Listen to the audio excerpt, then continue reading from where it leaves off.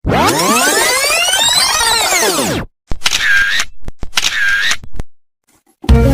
SMA Islam Sultan Agung 1. Saatnya berbagi ilmu di bulan Ramadan.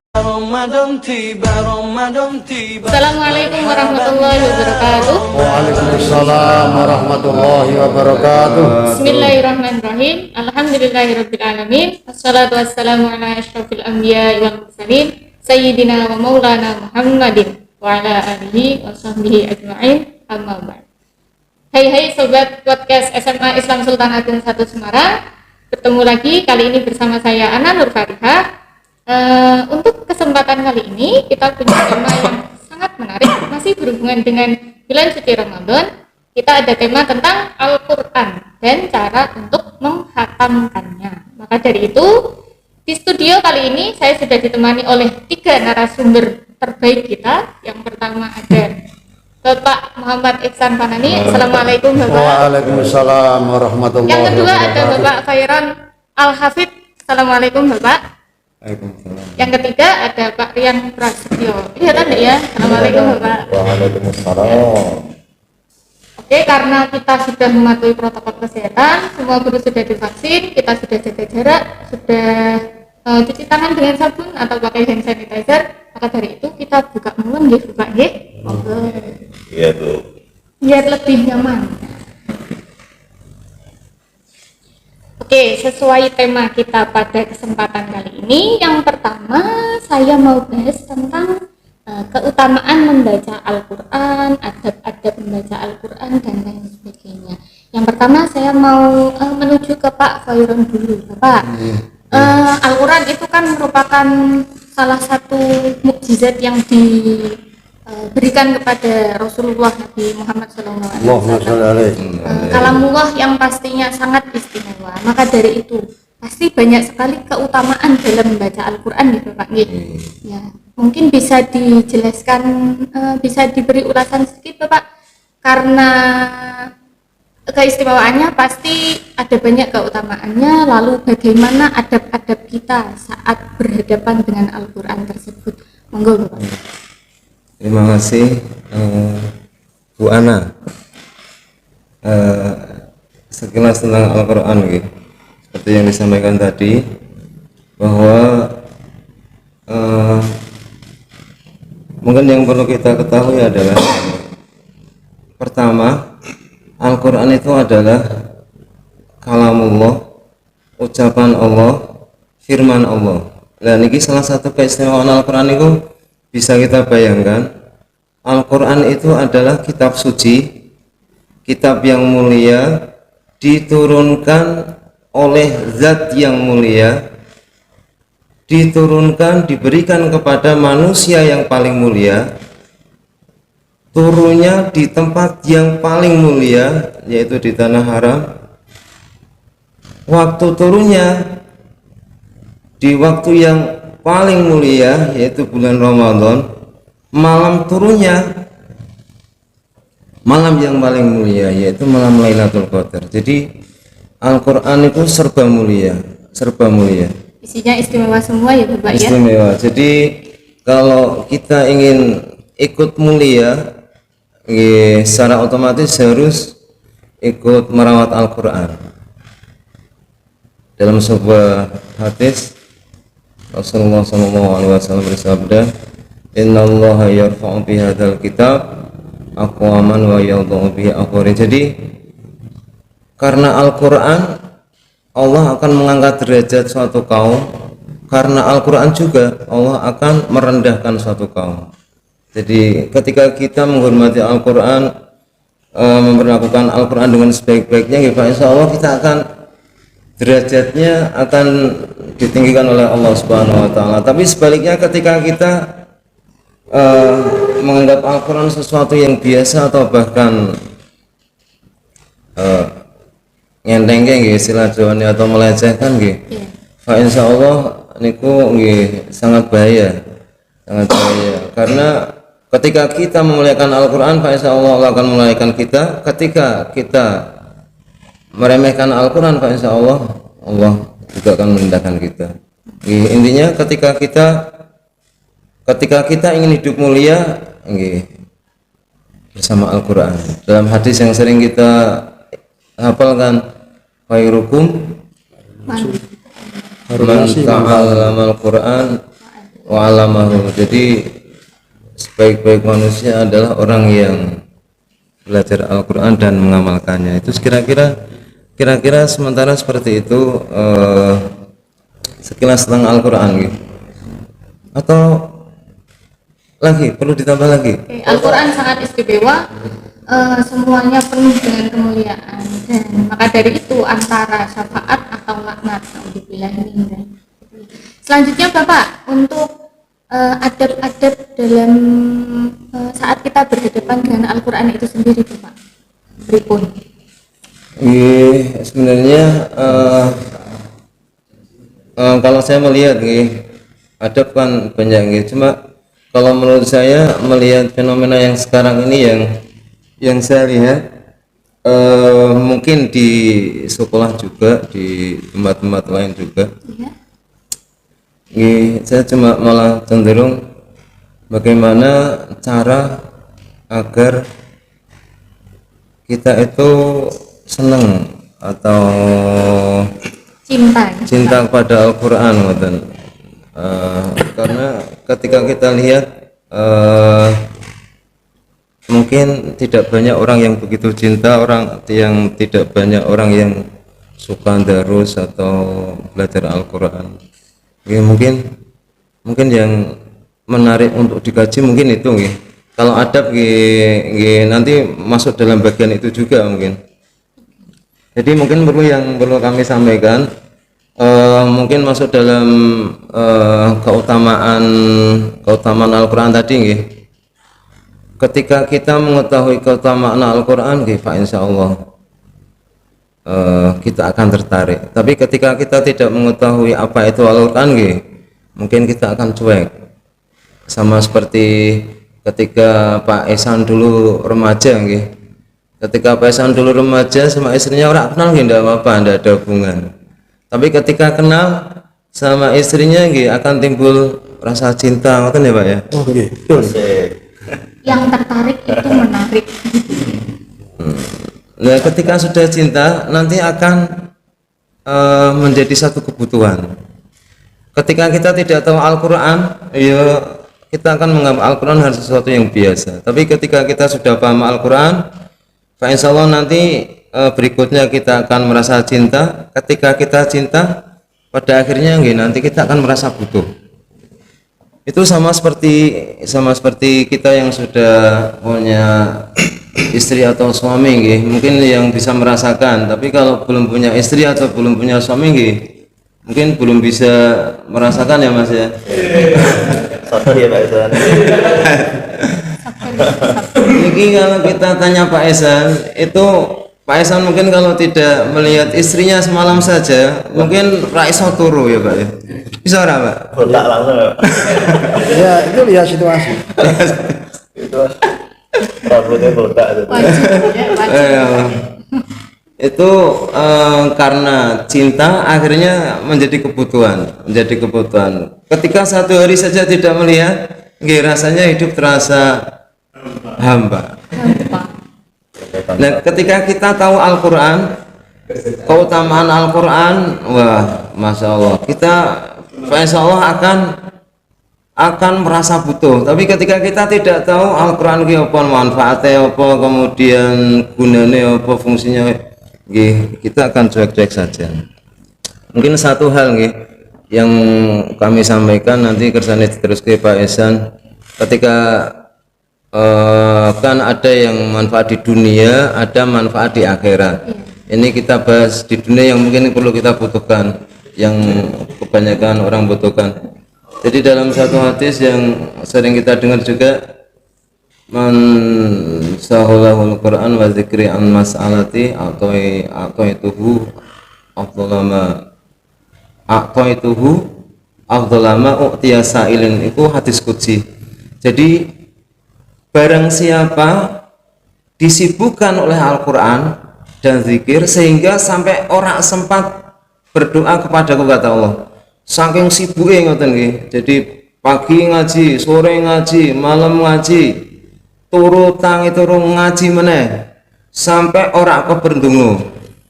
Lah niku kata Allah Subhanahu wa taala, tanpa dia berdoa, ketika dia disibukkan oleh Al-Qur'an, itu dia akan diberikan sama seperti yang diberikan kepada orang-orang. Jadi misalnya ada orang minta istri cantik, ya tanpa berdoa Pak Esan dikasih. Alhamdulillah. Ada orang minta rumah besar, tanpa meminta Pak Esan wis dikasih. Alhamdulillah. Sudah punya istri ya Pak ya? Rumahnya besar ya Pak? Besar, Pak. Tanpa minta motor, ya Pak Esan wis dikai motor nih, motornya malah gede Pak Esan. Lebih gede ya. Lebih gede ya dong. Jadi niku kehebatan Al-Quran. Ketika kita sibuk dengan Al-Quran, tanpa kita berdoa meminta apapun kepada Allah, doa kita itu sudah diwakili oleh semua orang. Jadi yang dipinta oleh orang-orang itu akan diberikan kepada kita. Itu kira-kira seperti itu. Monggo untuk diteruskan Pak Esan. Terima kasih. Saya hanya ingin menambah apa yang disampaikan tadi. Karena Al-Quran itu tadi disampaikan di awal, yang mulia diberikan oleh zat yang mulia, diberikan kepada hamba Allah yang paling mulia. Maka kalau kita sebagai makhluknya Allah ingin menjadi mulia, maka kita harus memuliakan Al-Quran. Dengan cara apa? Otomatis dengan cara kita menghormati Al-Quran, mencintai Al-Quran, membaca dan mentadabburkan Al-Quran. Karena apa? Al-Quran diturunkan itulah untuk pedoman hidup manusia yang ingin mengharapkan kebahagiaan baik di dunia maupun di akhirat nanti. Maka orang yang bertakwa itu adalah orang-orang yang selalu berpegang teguh kepada Al-Quran. Seperti firman Allah Subhanahu wa taala, "Dzalikal kitabul la raiba fihi hudal lil muttaqin." Quran itu kitab yang tidak ada keraguan isinya, karena Al-Quran adalah firman yang maha kuasa Allah Subhanahu wa taala. Saya kira tambahan saya seperti itu. Maka dari itu marilah kita bersama-sama, kalau ingin bahagia di dunia, lebih-lebih kita ingin mendapatkan ridhonya, mati ingin masuk surga, muliakan cintai Al-Quran. Istimewa sekali ya Al-Quran itu ternyata ya. Oke, selanjutnya seperti tema kita tadi, bagaimana tips untuk bisa menghatamkan Al-Quran terutama di bulan suci Ramadan ini. Selanjutnya saya tanya kepada Pak Rian, monggo, bagaimana tips-tipsnya Pak agar bisa khatam Al-Quran untuk bulan Ramadan ini Pak? Ya, bocor. Assalamualaikum warahmatullahi wabarakatuh. Waalaikumsalam warahmatullahi wabarakatuh. Dan kami hormati Bapak Khairan, Bapak Ihsan, dan Bu Ana. Terima kasih telah memberikan kesempatan kepada kami. Di bulan suci Ramadan ini adalah bulan yang diturunkannya Al-Quran. Maka dari itu kita disunahkan untuk banyak-banyak membaca Al-Quran dari pagi, siang, sore, malam, pagi lagi. Nek kuat, nek enggak kuat ya lambekan. Nek kuat, nek enggak kuat ya ngoyang lele. Nek Pak Cum kuat ya Pak Cum. Pagi, siang, sore, malam, berturu. Pada kesempatan kali ini kita akan membahas bagaimana caranya tips untuk khatam Al-Quran. Yang pertama itu kita seperti yang disampaikan oleh Pak Yasan dan Pak Akram tadi, tumbuhkan rasa cinta dulu. Kalau rasa cinta itu belum ada, maka carilah diri bagaimana cara menumbuhkan rasa cinta itu. Kenapa kok kita menumbuhkan rasa cinta? Sebab kalau tidak cinta nanti akan keberatan, berat untuk mengawali sebuah amalan, yaitu membaca Al-Quran. Ya, jadi Al-Quran itu membuat kita menjadi semangat untuk melakukan suatu kegiatan. Yang kedua, kita lihat isi Al-Quran itu per juznya ada berapa. Kalau dari Al-Quran internasional, satu juz itu terdiri dari 20 halaman ya, 20 halaman atau 10 lembar. Ya. Nasional ada yang 18 halaman, 18 halaman terus 9 lembar nasional biasanya. Tadi satu juznya ada 20 halaman atau 10 lembar. Ya, dalam satu hari kita sholat itu ada 5 waktu. Misalkan kalau kita bagi, sebelum sholat kita baca 1 halaman, setelah sholat kita baca 1 halaman. Itu kalau kita kalikan 5 berarti 2 kali 5 10. Itu baru berapa juz? Separuh, setengah juz. Nah, nanti kedepannya kita tingkatkan lagi. Kalau mampu satu halaman sebelum sholat, ya kita tingkatkan lagi. Nanti tingkatkan 1 lembarnya sebelum sholat kita baca, misalkan 1 juznya tadi 20 halaman. Sebelum sholat kita baca 1 lembar, setelah sholat kita baca 1 lembar. Kalau kita kalikan 2 kali 5 kali sholat waktu, itu menjadi 10 lembar. Jadi pas untuk 1 hari 1 juz Al-Quran. Sedangkan 1 bulannya terdiri dari 30 hari, maka jika dikalikan, wah itu malah hitung matematika. Pak Isan bisa ngitung Pak? Saya tidak terlalu pandai matematika, Pak. Waduh, jadi 1 dikalikan 30 pas 30 juz khatam Al-Quran. Pas 30 juz. Itu kalau Ramadannya 30 hari, kalau 29? Ya di kabut dewe tadi tau, pagi, siang, sore, malam kabut dewe sampai kotak tadi ada. Sampai kotak. Karena cintanya ya Pak, cinta asli kan nanti. Saking cintanya. Nah, berarti pada intinya tuh pertama kita tumbuhkan rasa cinta. Cinta dulu. Karena dengan cinta tidak ada yang berat dirasa. Kan begitu Pak. Kalau sudah cinta tidak ada yang berat dirasa. Wah, itu lagu itu. Ya, Kayak nyanyian ya Pak. makanya kalau cinta itu berat, enteng aja. Kalau untuk apa Pak? Untuk kami-kami yang ada jadwal liburnya Pak, cara mengakalinya gimana? Ya tadi di itu, misalkan liburnya berapa tahun? Berapa?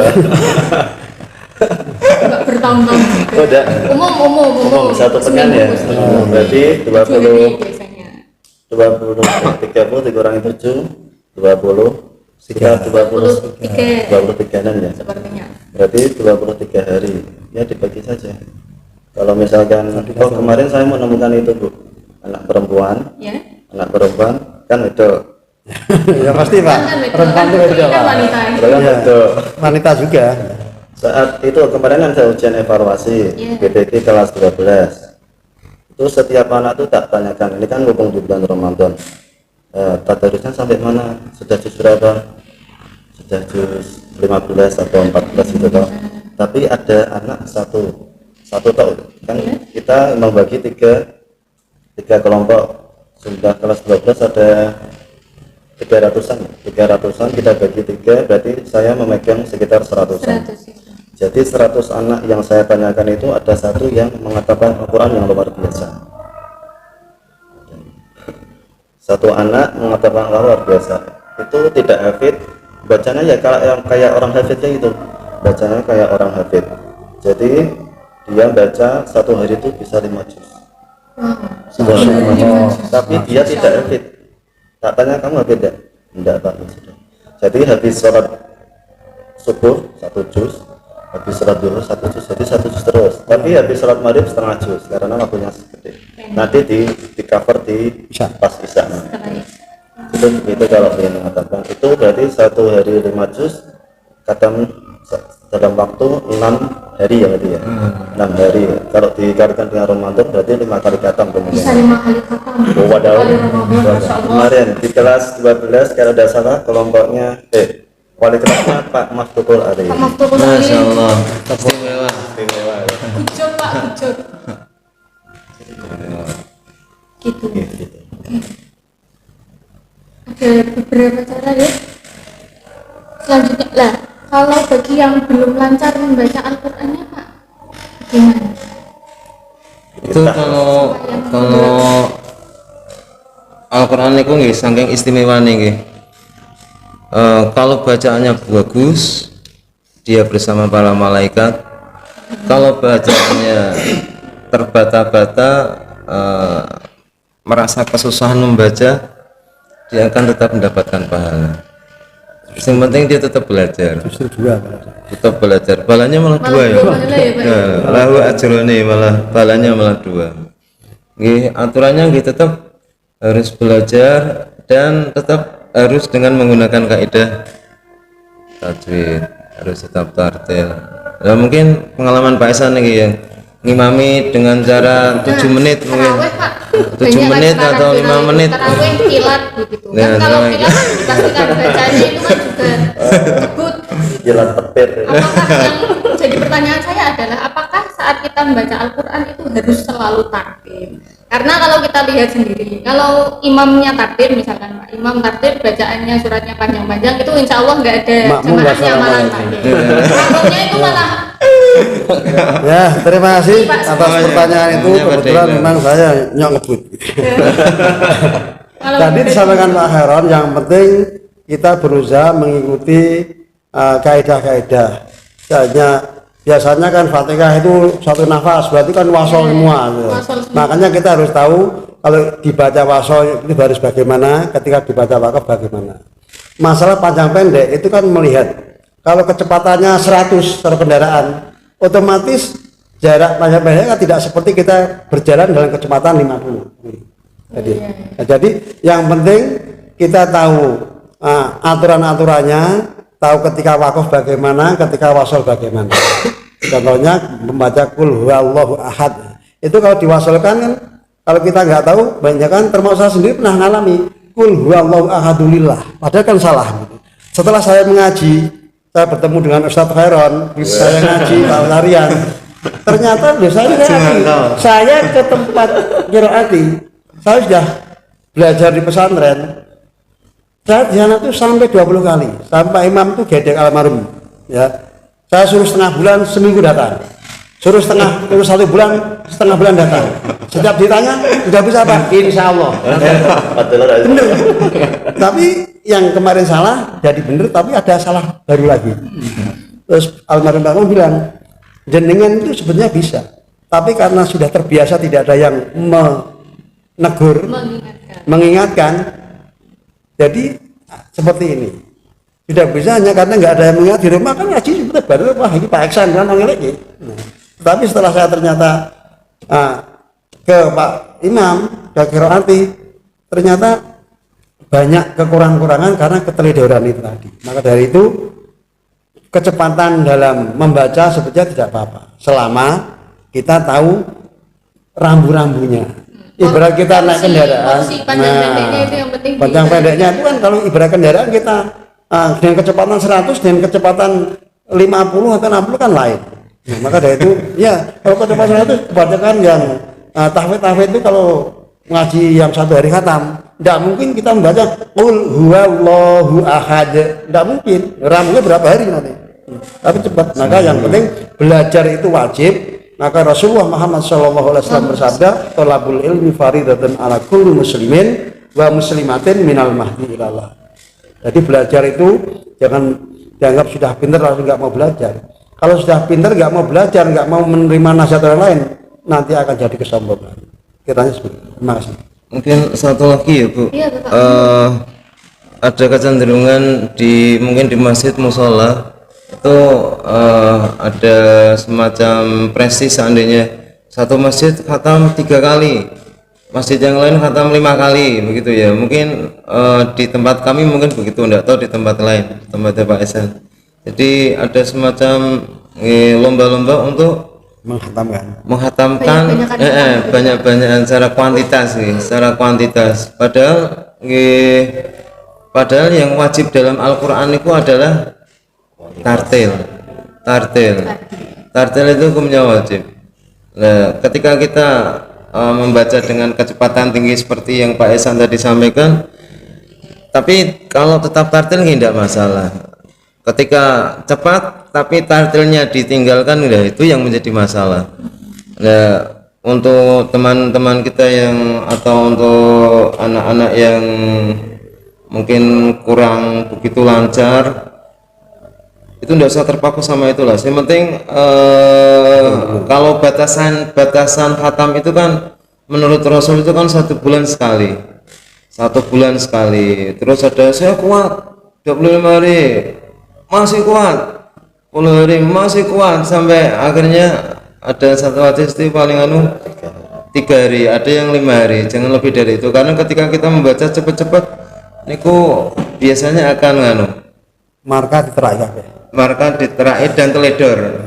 Nah, malah Rasul itu menganjurkan membaca dinikmati 1 bulan. Kalau nggih 1 minggu lah. Itu nggih maksudnya tartil dan tidak cuma membaca tapi nggih menghayati. Jadi kira-kira seperti itu, tidak usah perlu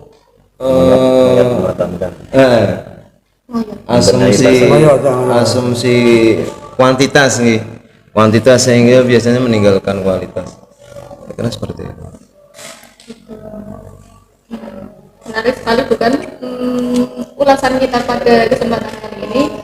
Ya, dari apa yang tadi disampaikan bisa kita simpulkan bahwa Al-Quran itu merupakan suatu mukjizat yang sangat istimewa, dari zat yang istimewa, diberikan kepada hamba yang istimewa, di waktu yang istimewa, di tempat yang istimewa, jadi penuh dengan keistimewaan. Maka dari itu kita harus tetap menjaga adab dan sopan santun kita terhadap Al-Quran. Selanjutnya kita bisa punya banyak sekali cara untuk menghatamkan Al-Quran bulan suci Ramadan ini. Lalu untuk tartil dan tidaknya, yang pertama kita harus tumbuhkan dulu rasa cinta kita terhadap Al-Quran. Bisa kita nikmati, kita tadabburi artinya, maka nanti akan kita dapatkan manfaatnya di dunia maupun di akhirat. Bapak sekalian, terima kasih atas kesempatannya sudah mau berbagi ilmu dengan kita semua. Demikian yang dapat kami persembahkan untuk pemirsa semuanya. Terima kasih, mohon maaf bila ada kesalahan. Bila taufiq wal hidayah. Assalamualaikum warahmatullahi wabarakatuh. Waalaikumsalam.